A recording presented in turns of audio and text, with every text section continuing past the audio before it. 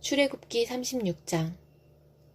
그러므로 부살렐과 오홀리압과 기술 있는 모든 사람, 곧 주님께서 지혜와 총명을 주셔서 성소의 제사에 필요한 모든 것을 만들 줄 아는 사람들은 모든 것을 주님께서 명하신 그대로 만들어야 합니다. 모세는 부살렐과 오홀리압과 주님께서 그 마음에 지혜를 더하여 주신 기술 있는 모든 사람, 곧 타고난 재주가 있어서 기꺼이 그 일을 하고자 하는 모든 사람을 불러 모았다. 그들은 이스라엘 자손이 성소의 제사에 필요한 것을 만드는 데 쓰라고 가져온 모든 예물을 모세에게서 받았다. 그런 다음에도 사람들은 아침마다 계속 자원하여 예물을 가져왔다. 그래서 성소에서 일을 하는 기술 있는 모든 사람이 하던 일을 멈추고 모세에게로 와서 이르기를, 백성들이 주님께서 명하신 일을 하는 데에 쓰고도 남을 만큼 많은 것을 가져오고 있습니다 하였다. 그래서 모세는 진중에 명령을 내려서 남자든 여자든 성소에서 쓸 물품을 더는 헌납하지 말라고 알리니 백성들이 더 이상 바치지 않았다. 그러나 물품은 그 모든 일을 하기에 넉넉할 뿐 아니라 오히려 남을 만큼 있었다. 일을 하는 사람들 가운데 기술이 있는 사람은 모두 10폭천으로 성막을 만들었다. 그 천은 가늘게 꼰 모시실과 청색실과 자주색실과 홍색실로 그룹을 정교하게 수를 놓아서 짠 것이다. 폭의 길이는 28자씩이요 너비는 넉자로 폭마다 그 치수가 모두 같았다. 먼저 5폭을 옆으로 나란히 이어 한 벌을 만들고 또 다른 5폭도 옆으로 나란히 이어서 한 벌을 만들었다. 그런 다음에 나란히 이은 천의 한쪽 가장자리에 청색실로 골을 만들고 나란히 이은 다른 한쪽 가장자리에도 이와 같이 하여 서로 맞물릴 수 있게 하였다. 서로 맞물리는 두 벌끝 폭 가장자리에 만들 고의 수는 50개씩이다. 이 고들을 서로 맞닿게 하였다. 금 갈고리를 50개 만들어서 이 갈고리로 두 쪽의 천을 서로 이어서 한 성막이 되게 하였다. 그들은 염소털로 짠 천 11폭으로 성막 위에 덮을 천막을 만들었다.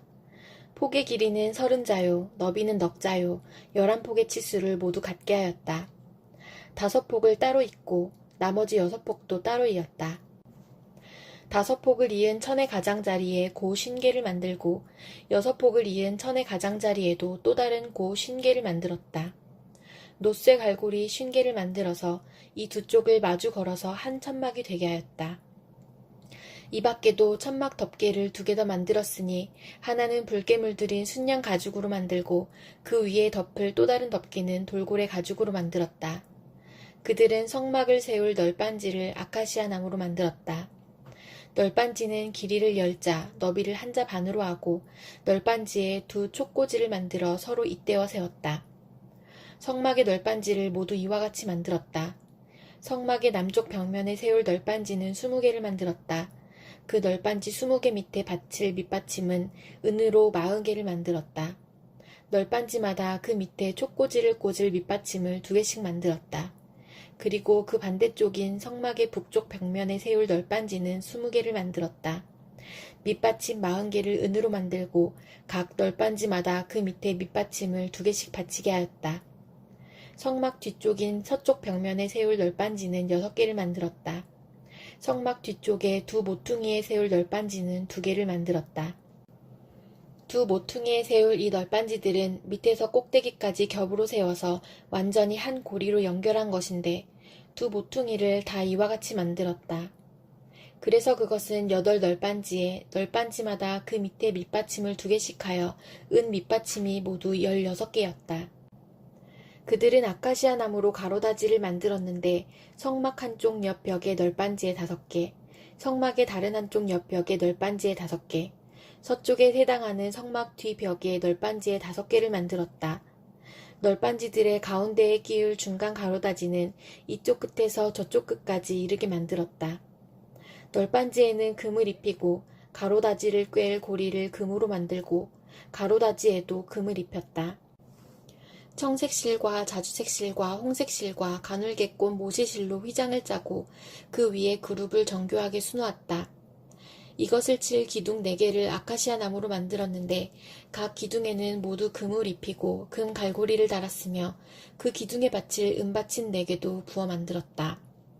청색 실과 자주색 실과 홍색 실과 가늘게 꼰 모시실로 술을 놓아 장막 어귀를 가리는 막을 짰으며 이 막을 칠 기둥 5개와 그것에 딸린 갈고리들을 만들었고 그 기둥머리와 거기에 달 고리에 금을 입히고 그 밑받침 5개를 노수로 만들었다. 요한복음 15장. 나는 참 포도나무요 내 아버지는 농부이시다. 내게 붙어있으면서도 열매를 맺지 못하는 가지는 아버지께서 다 잘라버리시고 열매를 맺는 가지는 더 많은 열매를 맺게 하시려고 손질하신다. 너희는 내가 너희에게 말한 그 말로 말미암아 이미 깨끗하게 되었다. 내 안에 머물러 있어라. 그리하면 나도 너희 안에 머물러 있겠다. 가지가 포도나무에 붙어있지 아니하면 스스로 열매를 맺을 수 없는 것과 같이 너희도 내 안에 머물러 있지 아니하면 열매를 맺을 수 없다. 나는 포도나무요 너희는 가지이다.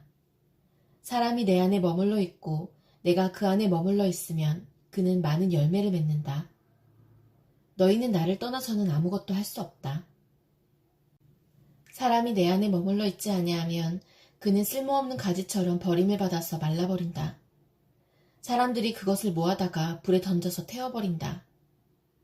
너희가 내 안에 머물러 있고 내 말이 너희 안에 머물러 있으면 너희가 무엇을 구하든지 다 그대로 이루어질 것이다. 너희가 열매를 많이 맺어서 내 제자가 되면 이것으로 내 아버지께서 영광을 받으실 것이다. 아버지께서 나를 사랑하신 것과 같이 나도 너희를 사랑하였다. 너희는 내 사랑 안에 머물러 있어라. 너희가 내 계명을 지키면 내 사랑 안에 머물러 있을 것이다. 그것은 마치 내가 내 아버지의 계명을 지켜서 그 사랑 안에 머물러 있는 것과 같다. 내가 너희에게 이러한 말을 한 것은 내 기쁨이 너희 안에 있게 하고 또 너희의 기쁨이 넘치게 하려는 것이다. 내 계명은 이것이다. 내가 너희를 사랑한 것과 같이 너희도 서로 사랑하여라. 사람이 자기 친구를 위하여 자기 목숨을 내놓는 것보다 더 큰 사랑은 없다. 내가 너희에게 명한 것을 너희가 행하면 너희는 나의 친구이다. 이제부터는 내가 너희를 종이라고 부르지 않겠다. 종은 그의 주인이 무엇을 하는지를 알지 못한다. 나는 너희를 친구라고 불렀다. 내가 아버지에게서 들은 모든 것을 너희에게 알려주었기 때문이다. 너희가 나를 택한 것이 아니라 내가 너희를 택하여 세운 것이다. 그것은 너희가 가서 열매를 맺어 그 열매가 언제나 남아있게 하려는 것이다. 그리하여 너희가 내 이름으로 아버지께 구하는 것은 무엇이든지 다 받게 하려는 것이다. 내가 너희에게 명하는 것은 이것이다. 너희는 서로 사랑하여라. 세상이 너희를 미워하거든 세상이 너희보다 먼저 나를 미워하였다는 것을 알아라. 너희가 세상에 속하여 있다면 세상이 너희를 자기 것으로 여겨 사랑할 것이다. 그러나 너희는 세상에 속하지 않았고 오히려 내가 너희를 세상에서 가려 뽑아냈으므로 세상이 너희를 미워하는 것이다. 내가 너희에게 종이 그의 주인보다 높지 않다고 한 말을 기억하여라. 사람들이 나를 박해했으면 너희도 박해할 것이요 또 그들이 내 말을 지켰으면 너희의 말도 지킬 것이다. 그들은 너희가 내 이름을 믿는다고 해서 이런 모든 일을 너희에게 할 것이다. 그것은 그들이 나를 보내신 분을 알지 못하기 때문이다. 내가 와서 그들에게 말해주지 아니하였더라면 그들에게는 죄가 없었을 것이다. 그러나 이제는 그들이 자기 죄를 변명할 길이 없다. 나를 미워하는 사람은 내 아버지까지도 미워한다. 내가 다른 아무도 하지 못한 일을 그들 가운데서 하지 않았더라면 그들에게 죄가 없었을 것이다. 그러나 이제는 그들이 내가 한 일을 보고 나서도 나와 내 아버지를 미워하였다. 그래서 그들의 율법에 그들은 까닭없이 나를 미워하였다고 기록한 말씀이 이루어진 것이다. 내가 아버지께로부터 너희에게 보낼 보혜사, 곧 아버지께로부터 오시는 진리의 영이 오시면 그 영이 나를 위하여 증언하실 것이다. 너희도 처음부터 나와 함께 있었으므로 나의 증인이 될 것이다. 잠언 12장. 훈계받기를 좋아하는 사람은 지식을 사랑하지만 책망받기를 싫어하는 사람은 짐승같이 우둔하다. 선한 사람은 주님으로부터 은총을 받지만 악을 꾀하는 사람은 정죄를 받는다. 사람은 악행으로 터를 굳게 세울 수 없지만 의인의 뿌리는 흔들리지 않는다. 어진 아내는 남편의 면류관이지만 욕을 끼치는 아내는 남편의 뼛속을 썩게 한다. 의인의 생각은 곧지만 악인의 궁리는 속임수뿐이다. 악인이 하는 말은 피 흘릴 음모뿐이지만 정직한 사람의 말은 사람을 구하여낸다. 악인은 쓰러져서 사라지지만 의인의 집은 든든히 서 있다. 사람은 그 지혜대로 칭찬을 받지만 마음이 비뚤어진 사람은 멸시를 받는다. 업신여김을 받더라도 종을 부리는 사람은 스스로 높은 채 하면서 먹을 빵이 없는 사람보다 낫다. 의인은 집짐승의 생명도 돌봐주지만 악인은 자비를 베푼다고 하여도 잔인하다. 밭을 가는 사람은 먹을 것이 넉넉하지만 헛된 것을 꿈꾸는 사람은 지각이 없다. 악인은 불의한 이익을 탐하지만 의인은 그 뿌리로 말미암아 열매를 맺는다. 악인은 입술을 잘못 놀려 덫에 걸리지만 의인은 재난에서 벗어난다. 사람은 열매 맺는 말을 하여 좋은 것을 넉넉하게 얻으며 자기가 손수 일한 만큼 되돌려받는다. 어리석은 사람은 자신의 행실만이 옳다고 여기지만 지혜로운 사람은 충고에 귀를 기울인다. 미련한 사람은 쉽게 화를 내지만 슬기로운 사람은 모욕을 참는다. 진실을 말하는 사람은 정직한 증거를 보이지만 거짓 증인은 속임수만 쓴다. 함부로 말하는 사람의 말은 비수 같아도 지혜로운 사람의 말은 아픈 곳을 낫게 하는 약이다. 진실한 말은 영원히 남지만 거짓말은 한순간만 통할 뿐이다. 악을 꾀하는 사람의 마음에는 속임수가 들어있지만 평화를 꾀하는 사람에게는 기쁨이 있다. 의인은 아무런 해도 입지 않지만 악인은 재난에 파묻혀 산다. 주님은 거짓말을 하는 입술은 미워하시지만 진실하게 사는 사람은 기뻐하신다. 슬기로운 사람은 지식을 감추어 두어도 미련한 사람의 마음은 어리석음을 전파한다. 부지런한 사람의 손은 남을 다스리지만 게으른 사람은 남의 부림을 받는다. 마음에 근심이 있으면 번민이 일지만 좋은 말 한마디로도 사람을 기쁘게 할 수 있다. 의인은 이웃에게 바른 길을 보여주지만 악인은 이웃을 나쁜 길로 빠져들게 한다. 게으른 사람은 사냥한 것도 불에 구우려 하지 않지만 부지런한 사람은 귀한 재물을 얻는다. 의로운 사람의 길에는 생명이 있지만 미련한 사람의 길은 죽음으로 이끈다. 에베소서 5장. 그러므로 여러분은 사랑을 받는 자녀답게 하나님을 본받는 사람이 되십시오. 그리스도께서 여러분을 사랑하셔서 우리를 위하여 하나님 앞에 향기로운 예물과 제물로 자기 몸을 내어주신 것과 같이 여러분도 사랑으로 살아가십시오. 음행이나 온갖 더러운 행위나 탐욕은 그 이름조차도 여러분의 입에 담지 마십시오. 그렇게 하는 것이 성도에게 합당합니다. 더러운 말과 어리석은 말과 상스러운 농담은 여러분에게 어울리지 않습니다. 오히려 여러분은 감사의 참 말을 하십시오. 여러분은 이것을 확실히 알아두십시오. 음행하는 자나 행실이 더러운 자나 탐욕을 부리는 자는 우상 숭배자여서 그리스도와 하나님의 나라를 상속받을 몫이 없습니다. 여러분은 아무에게도 헛된 말로 속아 넘어가지 마십시오. 이런 일 때문에 하나님의 진노가 순종하지 않는 사람들에게 내리는 것입니다. 그러므로 여러분은 그런 사람들과 짝하지 마십시오. 여러분이 전에는 어둠이었으나 지금은 주님 안에서 빛입니다. 빛의 자녀답게 사십시오. 빛의 열매는 모든 선과 의와 진실에 있습니다. 주님께서 기뻐하시는 일이 무엇인지를 분별하십시오.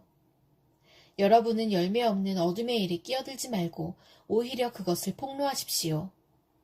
그들이 몰래 하는 일들은 말하기조차 부끄러운 것들입니다. 빛이 폭로하면 모든 것이 드러나게 됩니다. 드러나는 것은 다 빛입니다. 그러므로 잠자는 사람아 일어나라. 죽은 사람 가운데서 일어서라. 그리스도께서 너를 환히 비추어 주실 것이다 하는 말씀이 있습니다. 그러므로 여러분은 어떻게 살아가야 할지를 살피십시오. 지혜롭지 못한 사람처럼 살지 말고 지혜로운 사람답게 살아야 합니다. 세월을 아끼십시오. 때가 악합니다. 그러므로 어리석은 자가 되지 말고 주님의 뜻이 무엇인지를 깨달으십시오. 술에 취하지 마십시오. 거기에는 방탕이 따릅니다. 성령의 충만함을 받으십시오. 시와 찬미와 신령한 노래로 서로 화답하며 여러분의 가슴으로 주님께 노래하며 찬송하십시오. 모든 일에 언제나 우리 주 예수 그리스도의 이름으로 하나님 아버지께 감사를 드리십시오. 여러분은 그리스도를 두려워하는 마음으로 서로 순종하십시오. 아내되니 여러분, 남편에게 하기를 주님께 하듯 하십시오. 그리스도께서 교회의 머리가 되신과 같이 남편은 아내의 머리가 됩니다. 바로 그리스도께서는 몸의 구주이십니다. 교회가 그리스도께 순종하듯이 아내도 모든 일에 남편에게 순종해야 합니다. 남편 되니 여러분, 아내를 사랑하기를 그리스도께서 교회를 사랑하셔서 교회를 위하여 자신을 내주신 같이 하십시오. 그리스도께서 그렇게 하신 것은 교회를 물로 씻고 말씀으로 깨끗하게 하여서 거룩하게 하시려는 것이며 티나 주름이나 또 그와 같은 것들이 없이 아름다운 모습으로 교회를 자기 앞에 내세우시려는 것이며 교회를 거룩하고 흠이 없게 하시려는 것입니다. 이와 같이 남편도 아내를 자기 몸과 같이 사랑해야 합니다. 자기 아내를 사랑하는 것은 곧 자기를 사랑하는 것입니다. 자기 육신을 미워한 사람은 없습니다. 누구나 자기 육신을 먹여 살리고 돌보기를 그리스도께서 교회를 그렇게 하시듯이 합니다. 우리는 그리스도의 몸의 지체입니다. 그러므로 사람이 부모를 떠나 자기 아내와 합하여 그 둘이 한 몸이 되는 것입니다. 이 비밀은 큽니다. 나는 그리스도와 교회를 두고 이 말을 합니다. 그러므로 여러분도 각각 자기 아내를 자기 몸같이 사랑하고 아내도 자기 남편을 존중하십시오.